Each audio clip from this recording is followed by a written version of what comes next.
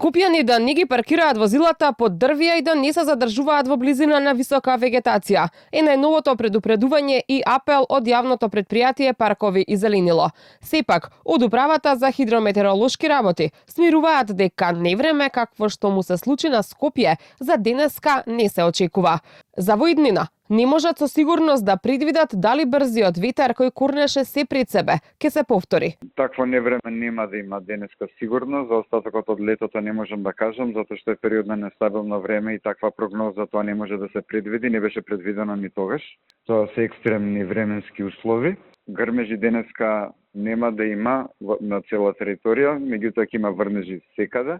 За време на викендот ќе биде стабилно времето, без врнежи, со мала до умерена облачност. Во понеделник има услови за нестабилност, со врнежи и грмежи, а од вторник времето ќе биде стабилно и топло и температурите ќе растат.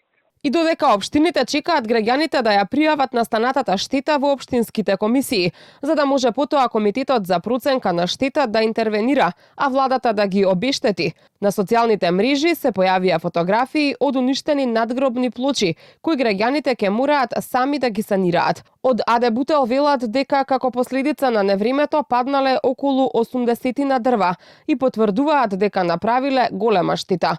Во разговор за Канал 5 од претпријатието велат дека се работи на документирање на сите случаи. Се поднесуваат поднесоци до старателите за настанатата штета, но штетата, како што велат, граѓаните ќе треба сами да ја санираат. Во меѓувреме, штетата која невремето ја направи врз информатичкиот систем на Македонска пошта, поради што компанијата 3 дена беше надвор од функција, поради дефект на сервирската инфраструктура, денеска е санирана, вели директорот Орхан Куртиши. Денеска е воспоставено под контрола и се одива нормално како што треба. Од сабајле почна да функционираат се како што треба, видејќи од невремето реално беше голем проблемот што многу тешко се решаваше и требаше време.